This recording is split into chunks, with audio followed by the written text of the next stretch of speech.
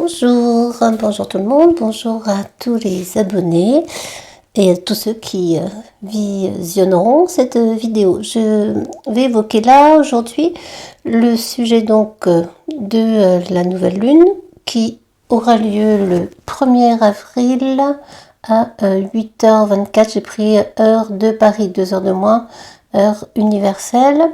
Elle se passera à 9 degrés 44 à 11 degrés 30, pardon, du bélier, maison 12. Alors bon, cette lune en bélier, et le 1er avril, le 1er, le 1, c'est en lien avec le bélier, c'est le 1, c'est l'ego, c'est le fait d'avoir confiance en soi, c'est le fait de s'affirmer, c'est le fait d'agir, d'entreprendre, d'être dans le dynamisme, d'être dans le feu. Nous sommes dans un signe de feu et dans une maison en plus 12 qui est loin d'être une maison de feu, puisque c'est la maison 12, c'est un peu de la résilience, des épreuves, tout ce qui est lié aussi aux hôpitaux, prisons, hospices.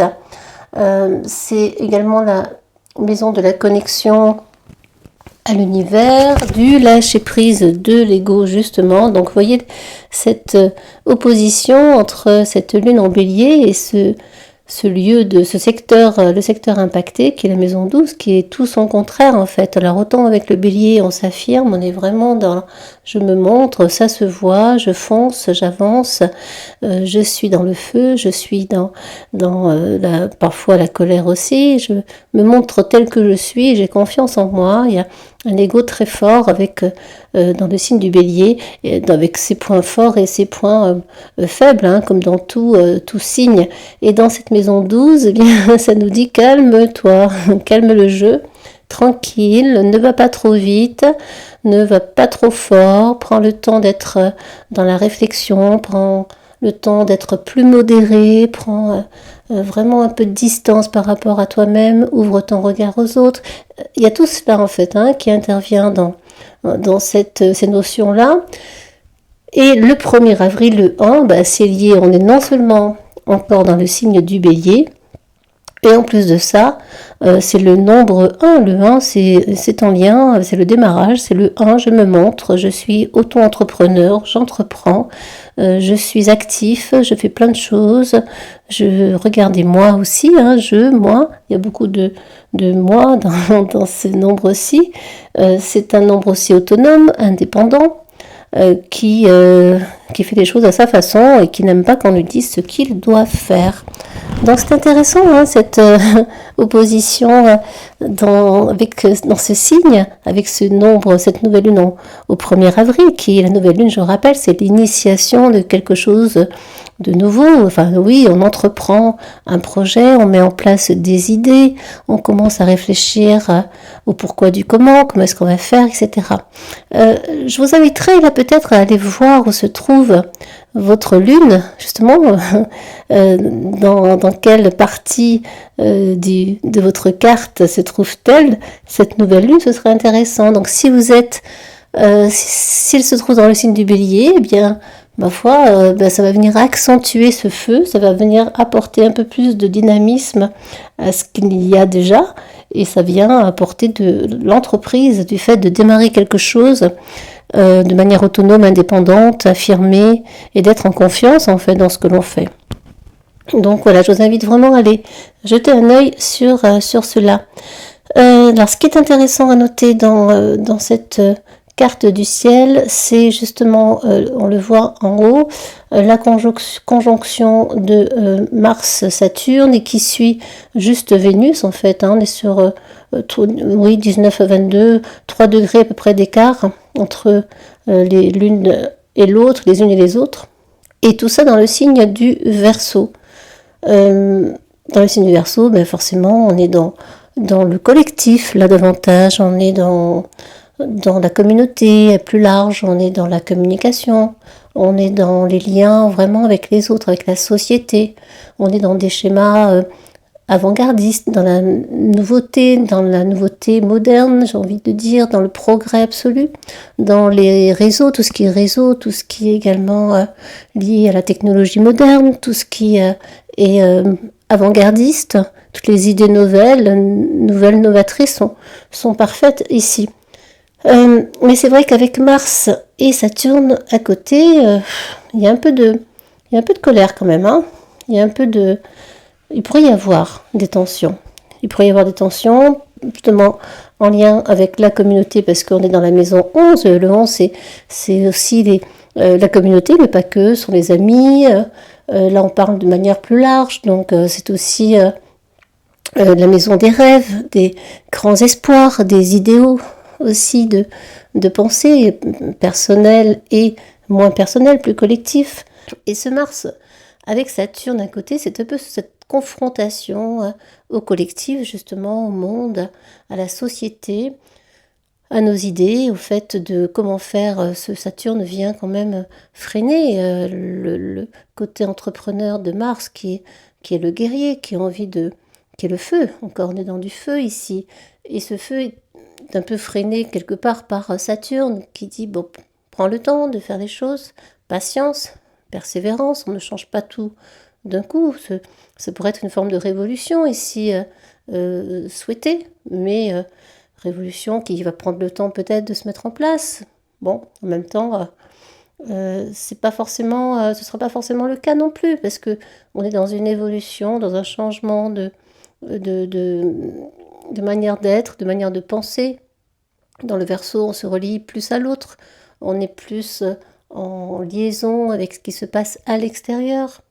Bon, et en même temps, on a Mars qui est quand même lié au bélier. Vous voyez, et la lune, la nouvelle lune est en bélier. Donc, vous voyez ce côté très feu qui intervient là.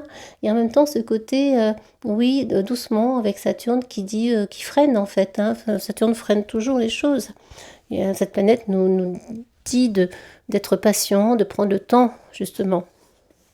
De prendre le temps et d'être réaliste avec ce qu'il est possible de faire et ce qu'il est possible de ne pas faire. Et on a cette Vénus à côté de Saturne qui est plutôt bienveillante. On est sur une bienveillance, sur une fraternité, là, sur une recherche d'harmonie dans le monde.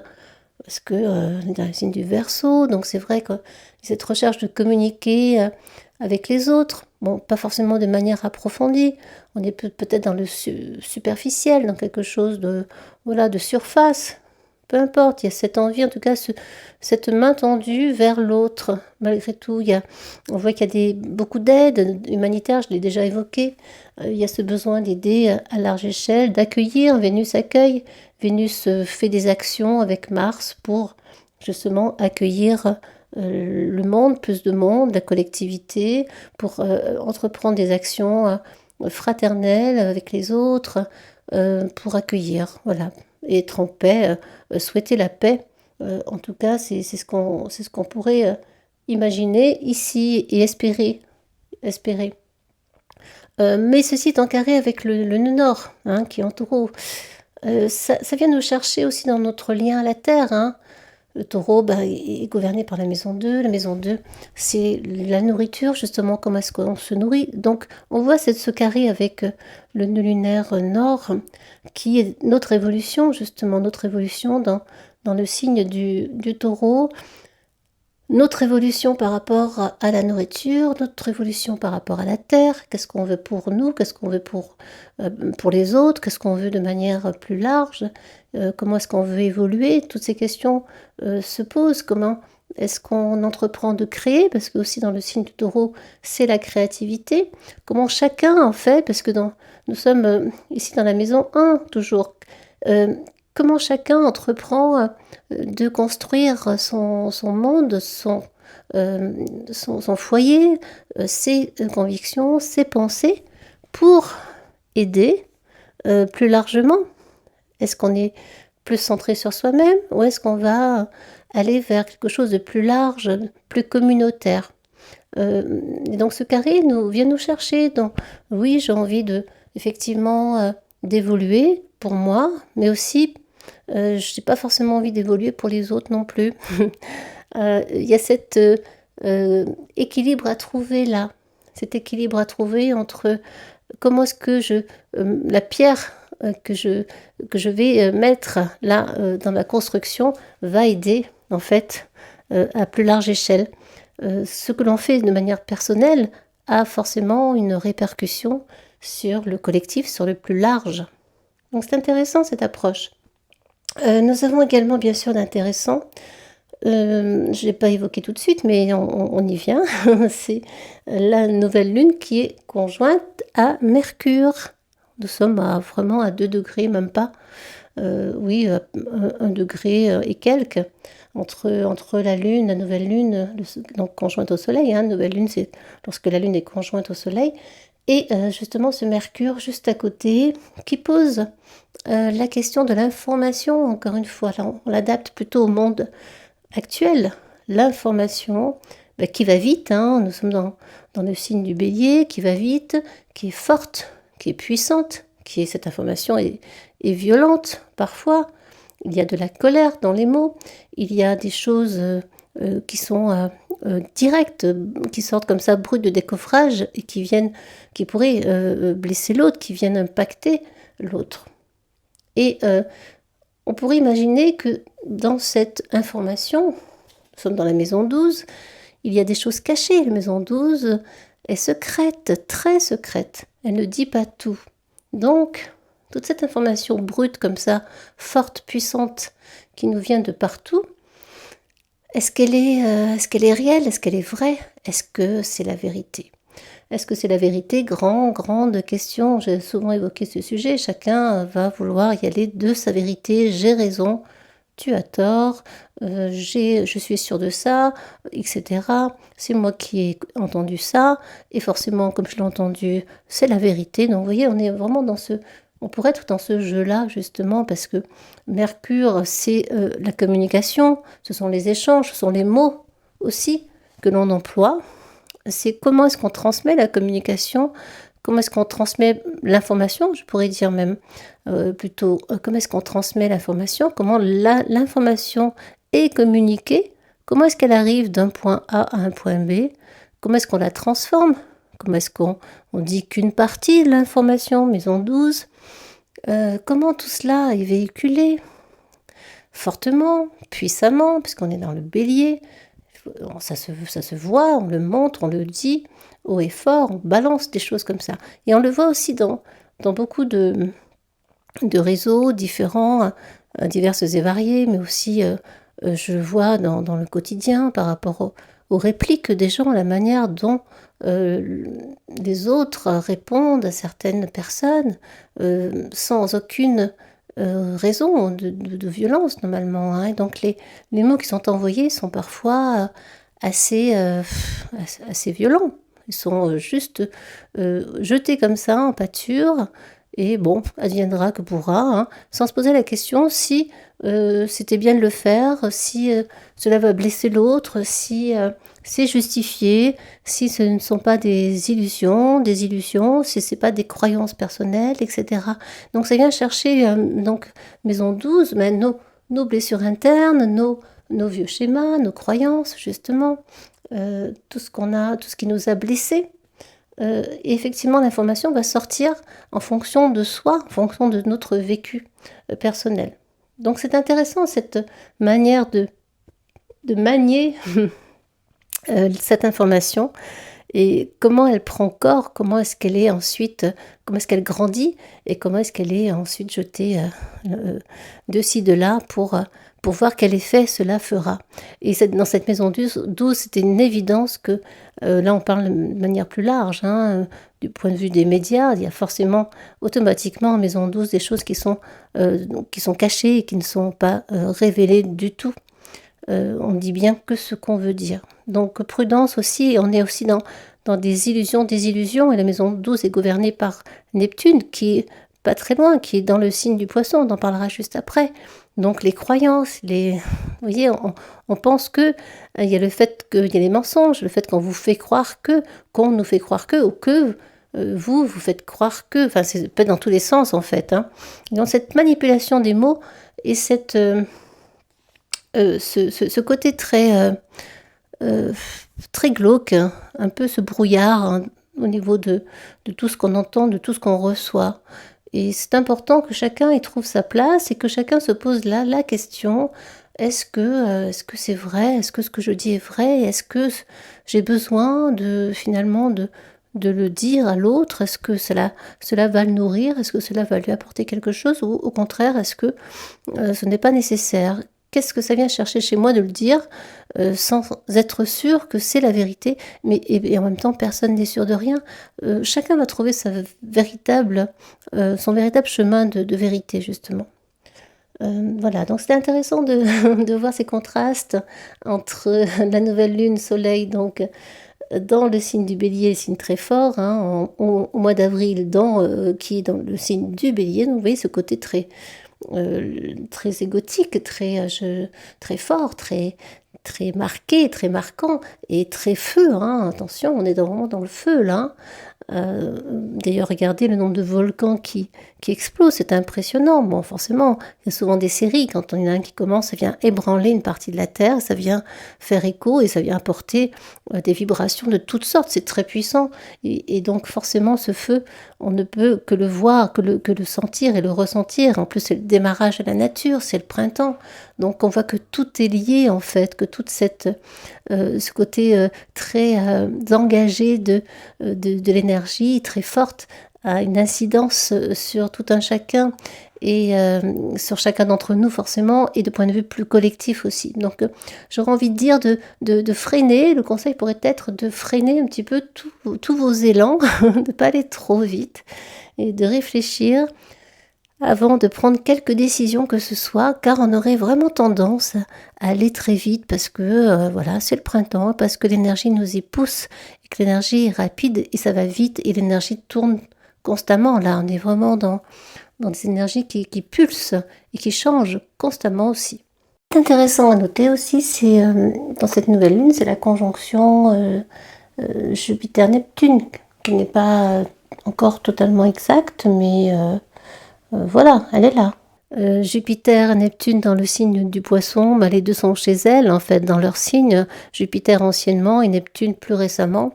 Nous sommes dans le signe altruiste, le signe de la collectivité. On voit à quel point la collectivité, là, est très importante cette année, en 2022. Et d'ailleurs, au passage, le 2022, ça fait 6. Et le 6, c'est l'amour universel, mais ça peut être aussi les scissions, les divisions entre les uns et les autres. On a à la fois tout ce côté fraternel, il pourrait y avoir aussi tout son contraire, et le fait que ça crée des divisions au sein même de la communauté, et plusieurs clans pourraient donc se former, plusieurs façons de penser, plusieurs idéaux aussi. Donc tout cela vient vraiment nous chercher dans nos fondements aussi, dans nos fondements de pensée, dans nos idéaux de vie et dans notre évolution. Donc oui, Jupiter et Neptune qui sont là. Jupiter vient tout grossir, je le rappelle, donc Jupiter qui grossit tout, avec Neptune à côté. Neptune, eh bien, c'est autant justement les illusions, les désillusions, les mensonges, le fait qu'on soit dans le brouillard total, vraiment absolu parfois, qu'on ne sache plus, qu'on ait des croyances complètement erronées, que l'on ne sache plus qui croire, que l'on ne sache plus quoi faire. Il y a ce lien au monde qui effectivement peut être parfois erroné aussi, erroné, qui n'est pas très, très juste. Tout cela, ça touche vraiment notre façon aussi de percevoir l'aide à l'autre, aussi bien personnellement que collectivement. Comment est-ce que j'apporte ma pierre à l'édifice, encore une fois, et comment je peux aider mon prochain? Comment est-ce que je sors là, par contre, de l'ego pour aller apporter mon aide plus largement, considérant que l'autre fait partie de moi et inversement. Nous sommes tous reliés et liés. Donc ces deux planètes, géantes toutes les deux, dans le signe du Poisson, ça vient nous apporter beaucoup de choses en trop, en excès parfois avec Jupiter, en excès et en non-modération, c'est-à-dire que tout prend une ampleur incroyable en fait. Et en même temps, c'est relié, il y a ce trigone, ce trigone avec le nœud sud. Donc le nœud sud, c'est tout notre héritage, tout ce qui parfois nous entrave, mais aussi c'est ce que nous savons faire, hein, c'est ce qui nous sécurise quelque part. Ce sont nos dons innés. C'est tout cela, hein, c'est aussi ce qui pourrait nous faire peur d'une certaine façon, ou nous bloquer, parce que le nœud sud apporte son lot de peur aussi. Forcément, on a envie d'évoluer, mais on reste bloqué dans nos vieux schémas.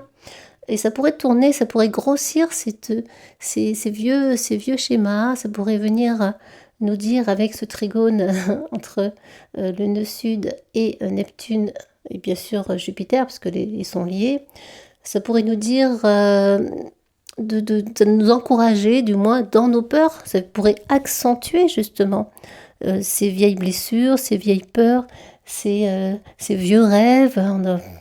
On rêve avec les poissons, on est dans quelque chose d'assez utopique. On a envie que le monde aille mieux.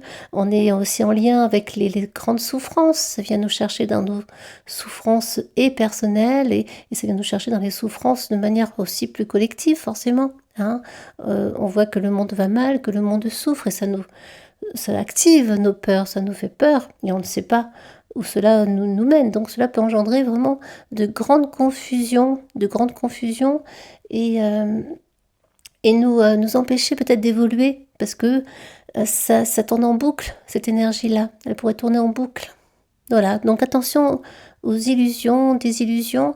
Vous êtes invité là peut-être à vous connecter à vos rêves personnels, à ce que vous voulez faire pour vous-même.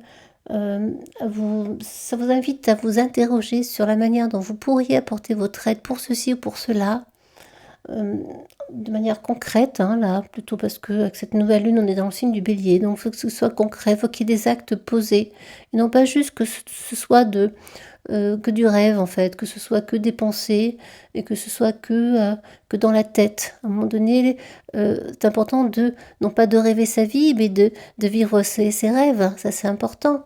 Déjà pour vous, puis ensuite pour aider collectivement parlant. Voilà, donc je voulais vraiment intervenir sur ça parce que c'était assez intéressant.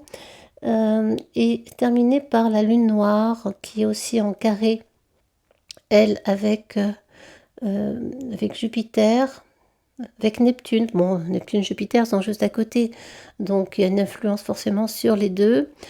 Donc la lune noire sont nos peurs, justement, nos peurs inconscientes, le fait de craindre, de faire ceci ou cela parce que au fond de soi, on a quelque chose qui vient nous déranger. C'est une sorte de mal-être qui est en nous. C'est ce qu'on ne veut pas voir, c'est ce qui est secret, c'est la partie secrète. Donc cette lune noire est dans le signe des Gémeaux et en maison 2. Donc le signe de Gémeaux, c'est lié à la communication, à ce Mercure qui gouverne les Gémeaux, qui est donc en Bélier. Donc cela aussi, vous voyez, active nos peurs. La peur de peut-être de dire les choses, la peur d'exprimer ce que l'on a au fond de soi. Il peut y avoir des tensions par rapport à ça. Est-ce qu'on ose dire? Est-ce qu'on ose aussi s'affirmer? Est-ce qu'on a juste envie de rester dans le superficiel? Est-ce qu'on a envie d'aller dans les profondeurs? On a peut-être peur aussi de blesser l'autre pour certains. On a peut-être peur de ne pas être vraiment soi, de ne pas se montrer tel qu'on est. Donc on va porter des masques, là au vrai sens du terme. On va porter des masques, enfin au sens figuré aussi, les deux. On va porter des masques pour justement nous adapter à l'autre, à la communication de l'autre, pour nous fondre dans le décor. Donc il peut y avoir vraiment cet entretien des illusions, aussi des désillusions, avoir peur aussi d'apporter son aide, ne pas oser, ne pas savoir comment communiquer avec l'autre. Ça c'est important, hein. Qu'est-ce que ça vient chercher chez nous? Est-ce qu'on a peur d'être jugé? Parce qu'on a envie de paraître sympathique aussi. Le Gémeaux, il est sympathique et puis c'est plein de choses, il est curieux. Donc ça vient nous chercher dans notre curiosité aussi, hein, de découvrir l'autre, de découvrir la souffrance de l'autre. Est-ce qu'on a envie d'aller vers cela? Est-ce qu'on a envie d'aller vers nos frères, hein? Nos frères, c'est l'autre, tous les humains en fait. Il peut y avoir des contraintes sous-jacentes, des contraintes qui vous sont personnelles, des vieilles blessures, de vieux schémas, qui viennent un peu nous perturber. Alors dans la maison 2, c'est aussi avoir peur de manquer, hein, avoir peur de manquer d'argent, avoir peur de manquer de nourriture, avoir peur de ne pas en avoir assez, voir peut-être des pénuries. Donc il y a ces peurs quand même par rapport à ce lien à la terre, à cette nourriture qui est indispensable pour que la paix s'installe durablement, hein. Si l'homme meurt de faim, il devient très agressif. Donc il y a aussi ces peurs-là, toutes ces tensions viennent aussi nous chercher dans nos peurs, la peur de ne pas y arriver, de ne pas réussir à joindre les deux bouts. Le 2, c'est la maison 2, c'est aussi l'argent. Également, comment est-ce qu'on gagne sa vie, comment est-ce qu'on transforme aussi nos talents bruts. Donc toutes ces questions sont importantes et fondamentales, et ça nous invite vraiment à ne pas non plus aller dans trop d'excès, de rester modéré dans ce que l'on fait. Voilà, de rester modéré, modération en toutes choses, comme j'aime à le dire. Voilà, donc je pense que je vais m'arrêter là pour l'analyse de cette nouvelle lune qui va être assez puissante, puisque nous sommes dans des énergies très martiennes. Et Mars, je le rappelle, est à côté de Saturne aussi, donc il peut y avoir des petits, des discordes, des conflits importants, aussi bien de point de vue personnel que plus collectif, hein. Je pencherai plus pour le côté collectif ici, dans le signe du Verseau, avec Mars, Saturne et Vénus. Voilà, donc prenez soin de vous. Lorsque vous souhaitez un projet, eh bien prenez le temps de réfléchir à ce projet, ne vous précipitez pas. Vous pouvez poser une idée et puis commencer à y réfléchir tranquillement. Même si vous avez envie d'aller vite, prenez le temps. Voilà les amis, à très bientôt. J'espère que vous aurez apprécié ce moment partagé. Et puis n'hésitez pas surtout à me laisser des commentaires, ça me fait toujours plaisir. Et je vous dis à très très bientôt. Prenez soin de vous. Merci, au revoir.